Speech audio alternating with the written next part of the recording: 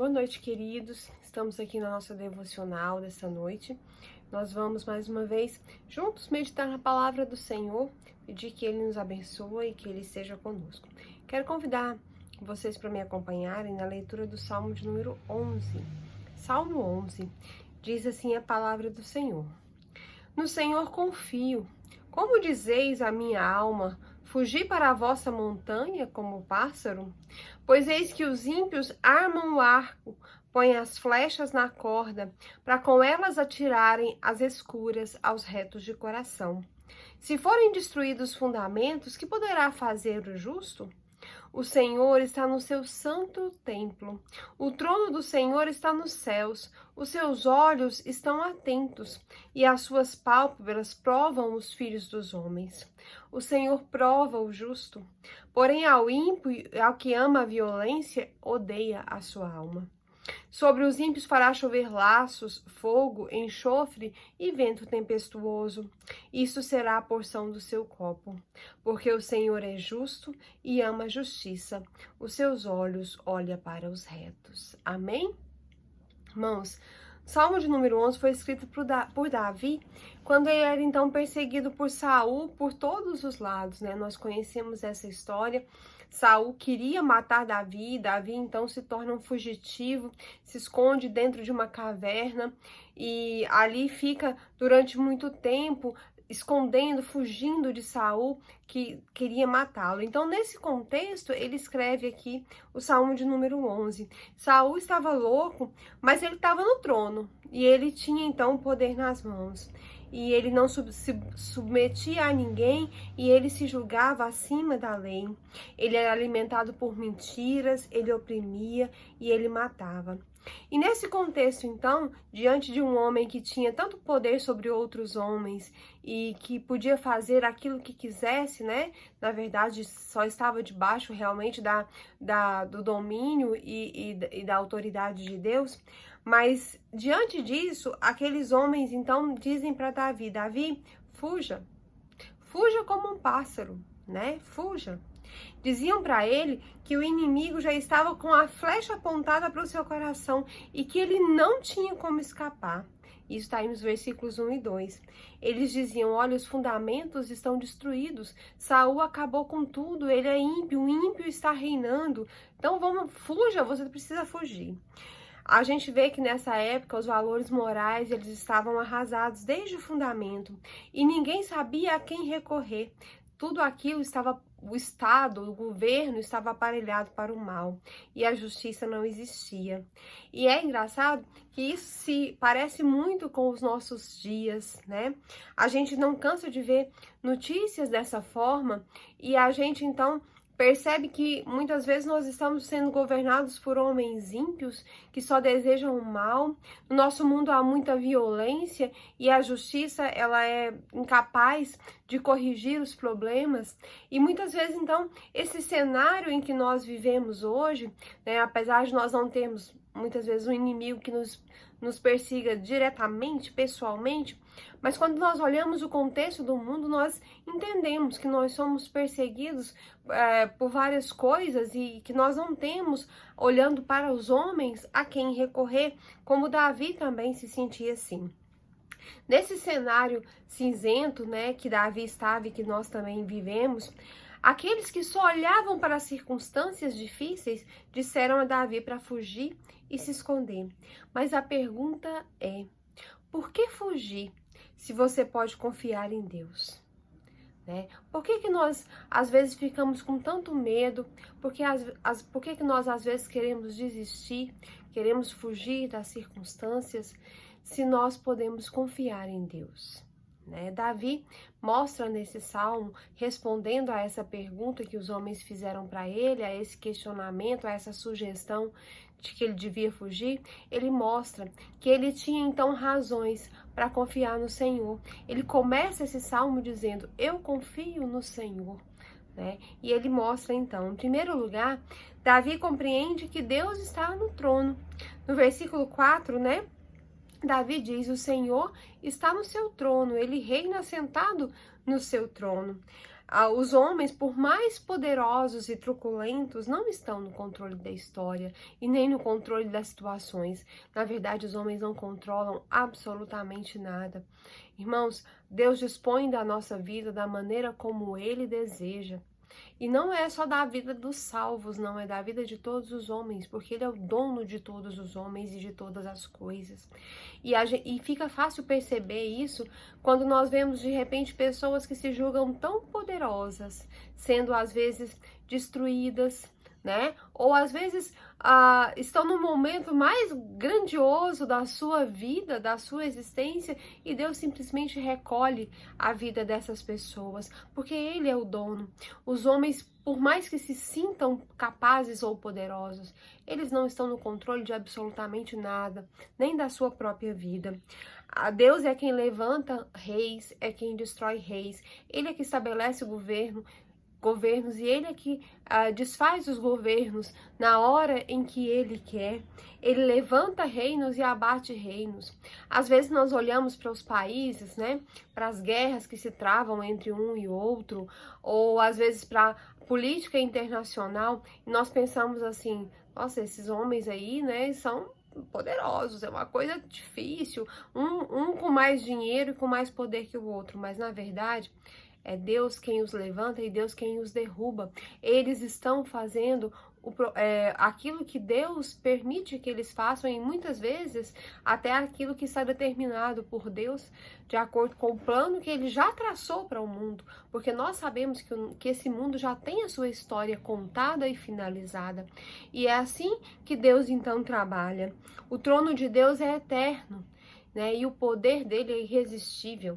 Não existe ninguém que possa contrariar aquilo que Deus ordena, porque quando ele determina, quando ele decide, ele faz. O poder dele é irresistível.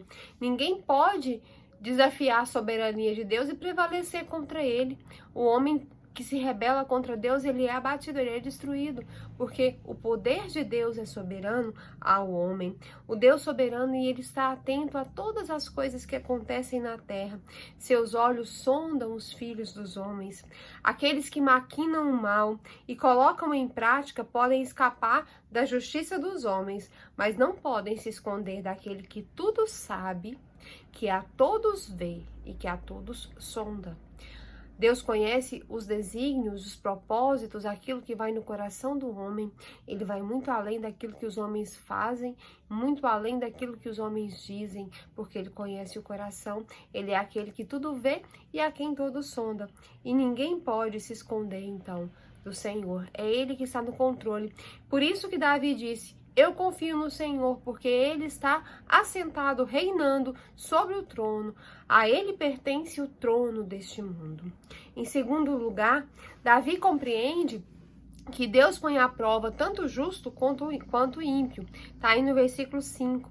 Quando a gente lê esse versículo, a gente vê que o justo, ele é provado para ser aprovado, né? Nós que tememos ao Senhor, nós que vivemos as nossas vidas em comunhão com Ele, somos provados, passamos por dificuldades, mas a Bíblia fala que essa é a prova da nossa fé e ela é mais valiosa do que o ouro, né? Então nós somos provados para ser aprovados. Ele é provado, né, como o ouro é lançado lá no fogo. Só aquilo que não presta é que deve ser consumido. Deus está nos purificando, trabalhando nas nossas vidas através das provações. Assim como o fogo do ourives torna o ouro mais puro, né, mais nobre, mais caro, mais belo, assim é a prova do justo, né? Mas o ímpio, a Bíblia fala que ele é como a escória consumida pelo fogo. A alma de Deus abomina aquele que ama a violência. Como reto juiz, ele gratifica o bem e pune o mal. Ele ama a justiça, mas ele abomina a violência. Recompensa a benevolência, mas ele castiga a opressão. No tempo do Senhor, ele faz justiça contra os ímpios. Às vezes, quando nós vemos uma pessoa prevalecendo através da maldade, através da injustiça, nós nos perguntamos: Senhor, por quê? Por que as coisas estão chegando nessa situação? Por que os justos estão sofrendo na mão dessa pessoa ímpia? mas a Bíblia fala que Deus aborrece aquele que ama a violência, aquele que ama a injustiça, e que no tempo dele, ele então vai recompensar, né, vai castigar a impiedade dos homens. Então, esse era outro motivo pelo qual Davi então confiava no Senhor, porque ele sabia que o Senhor julgava, né, provava os justos e os ímpios, os justos para serem aprovados e os ímpios para serem castigados. Em terceiro lugar, Davi compreende que os perversos podem escapar dos tribunais da terra, mas nunca, jamais do juízo de Deus. Está lá no versículo 6 desse salmo que a gente leu. Deus não é um Deus de brincadeira, né, que faz vistas grossas ao pecado. A Bíblia diz que Deus não se deixa escarnecer, de Deus não se zomba, e que horrenda coisa é cair nas mãos do Deus Altíssimo, porque Ele não faz vista grossa para o pecado do homem, Ele não faz vista grossa para o homem que vive pecando e que desperdiça a sua vida vivendo longe do Senhor. Ele exerceu o seu juízo sobre o mundo na época do dilúvio, na época da Torre de Babel, da destruição de Sodoma e Gomorra, nas 10 pragas do Egito, na queda de Jerusalém, na queda da Babilônia, na punição de Nínive, né, bem como dos poderosos do passado. Ele vai fazer chover sobre os perversos fogo e enxofre, isso está escrito na Bíblia. O vento abrasador será a parte do cálice dos perversos, aqueles que permanecerem nos seus pecados, com dura cerviz, aqueles que se endurecem e o seu coração então se revolta e se rebela contra Deus e eles decidem então permanecer no pecado. Esses homens então, eles terão que suportar a ira de Deus, do Deus Todo-Poderoso, no grande dia do juízo. A Bíblia fala sobre isso, né? Deus abomina o pecado, ele não vai fazer vistas grossas para aqueles homens que então não aceitarem a salvação que é pela graça. Em último lugar, Davi então compreende que os justos vão receber a maior de todas as recompensas. No versículo 7 ele diz que o Senhor é justo e ama a justiça. Ele não vai inocentar aquele que é culpado, mas ele também não vai culpar aquele que é inocente. Quando a gente vê os tronos dos homens da terra, a gente vê que a injustiça está na maneira desses homens procederem. Os juízes, eles vestem, né, geralmente togas manchadas pela corrupção, isso é o que nós mais vemos ao nosso redor hoje. Os tribunais, eles se tornam cúmplices e às vezes o próprio braço da violência no nosso país, mas no tribunal de Deus, a justiça vai se assentar no trono e a retidão vai governar todos os julgamentos que forem feitos. O ímpio, então, vai ser punido. De todas as alegrias do céu e de todas as bem-aventuranças por vir, nenhuma pode comparar-se a esta, que vai ser o dia em que nós vamos, então, contemplar o rosto do nosso Senhor Jesus e, então, nós vamos receber dele o galardão, a recompensa por termos escolhido viver de acordo com a sua vontade. João traduziu assim esse pensamento, né? Amados, agora nós somos filhos de Deus e ainda não se manifestou o que nós havemos de ser. Sabemos que quando ele se manifestar, seremos semelhantes a ele, porque haveremos de vê-lo como ele é. Está lá em 1 João 3:2. Né? Então, irmãos, nós temos que lembrar dessas verdades. E quando nós sentirmos vontade de fugir das circunstâncias, ou nos sentirmos com medo e desanimados diante das coisas da vida, acuados, nós devemos dizer: eu não preciso fugir. Eu posso confiar no Senhor, porque Ele é o Deus Todo-Poderoso, Ele é justo e Ele vai me recompensar segundo a sua justiça. Ele já me prometeu a vida eterna, um dia eu vou vê-lo como Ele é, um dia eu vou com Ele para o céu, um dia todos os meus sofrimentos e aflições cessarão e nesse dia então eu receberei do Senhor a verdadeira justiça, o galardão, não porque eu sou justo ou porque eu faço boas coisas, mas porque eu aceitei a justificação que Deus me ofereceu através do sacrifício de Jesus na cruz, de graça, pela graça, por meio da fé.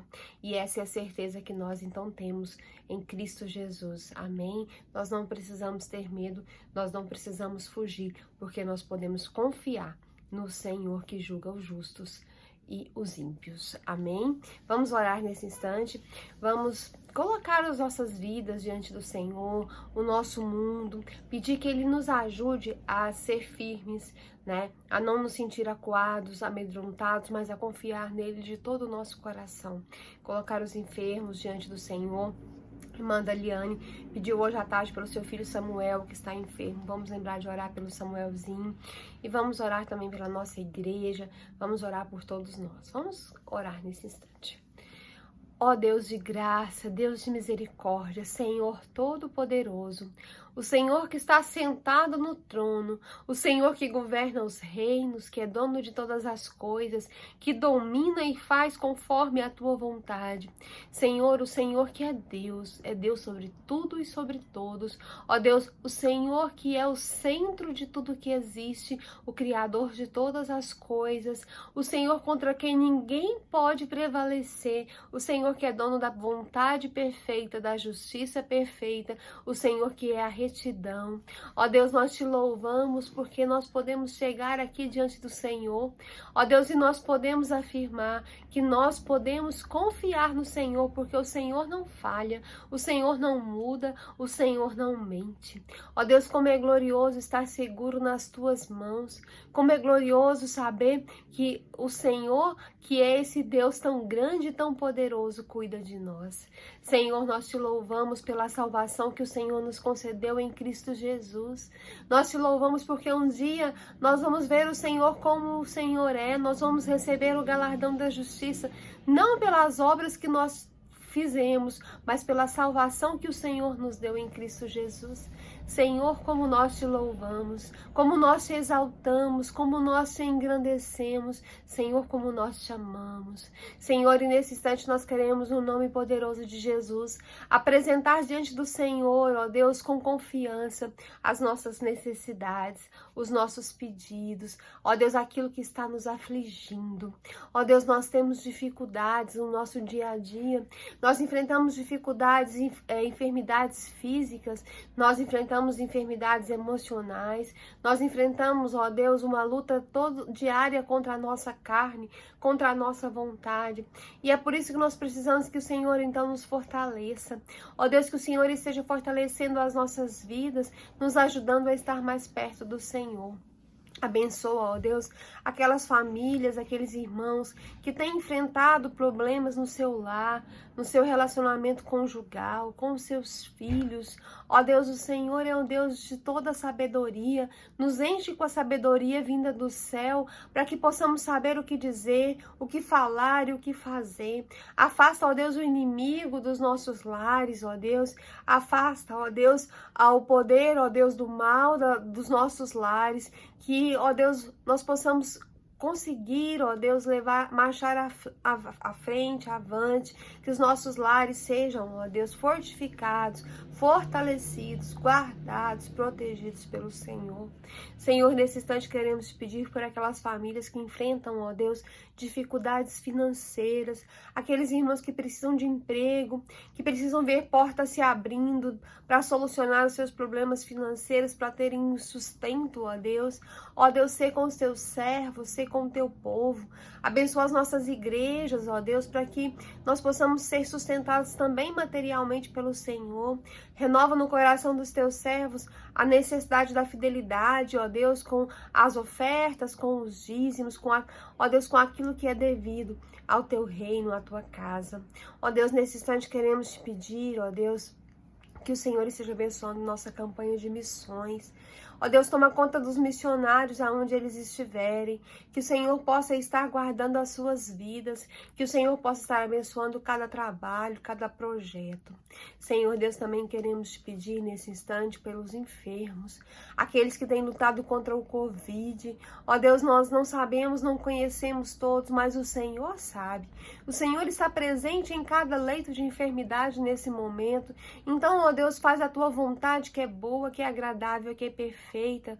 Ó Deus, nos ajuda a resistir a esse tempo de dificuldade. E se essa for a tua vontade, abrevia, ó Deus, esse tempo de dificuldade, para que possamos, ó Deus, encontrar de novo um pouco de paz, de tranquilidade na nossa rotina diária. Ó Deus, também te pedimos, ó Deus, pelos irmãos da nossa igreja que são enfermos, aqueles idosos que já enfrentam várias dificuldades há muito tempo com a sua saúde, que o Senhor tenha misericórdia da vida deles. E nessa noite que o Senhor olhe de uma maneira muito especial para o irmão Feliciano com a sua enfermidade, a Ana Carolina com a sua enfermidade, ó Deus, não só física, mas também espiritual. Olhe também, ó Deus, para a vida do Samuel, que está enfermo, aquela criança, toma ele nas tuas mãos.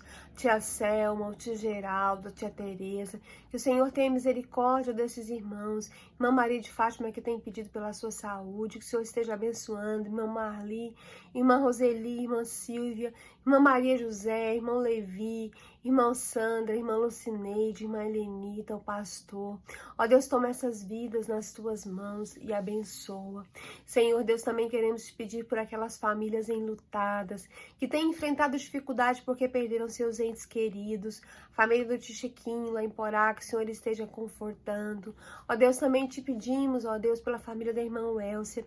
Ó Deus, se a estrutura da irmã Welcia, dá para ela forças, para que os seus filhos, ó Deus, sejam abençoados também, protegidos e guardados pelo Senhor.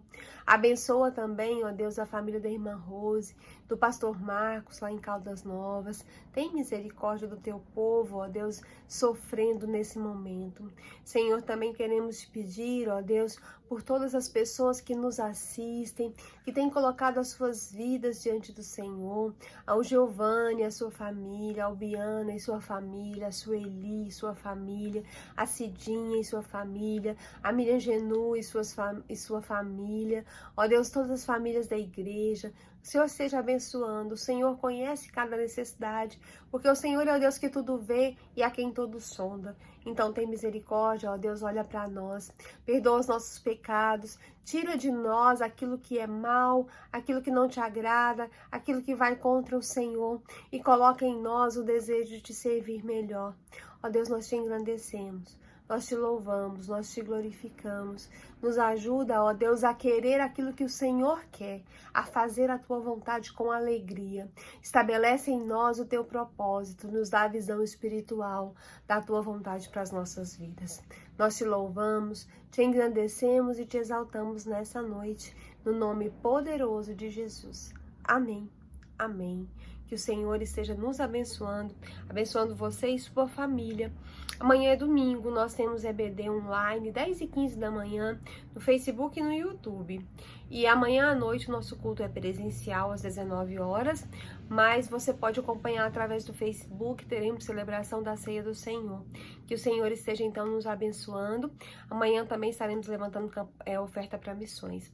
Participe conosco, nos ajude como igreja e que o Senhor para que o Senhor possa te abençoar também. É o que nós oramos e pedimos ao Senhor em nome de Jesus. Amém.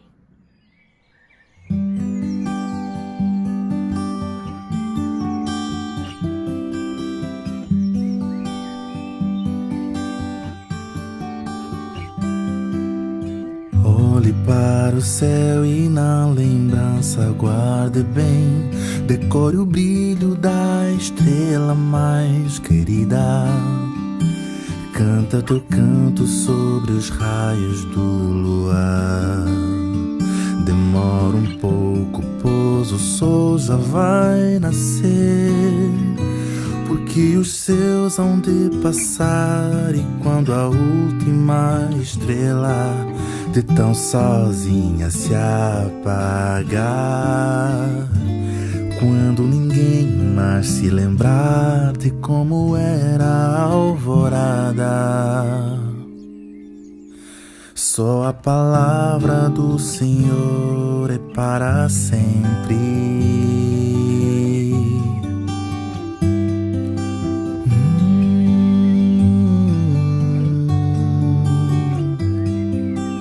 Corra pelos campos, suba aos montes se puder, mergulhe em todos os riachos do caminho Escuta e grava o canto desse bem-te-vi, e bebe todo o verde desse teu país.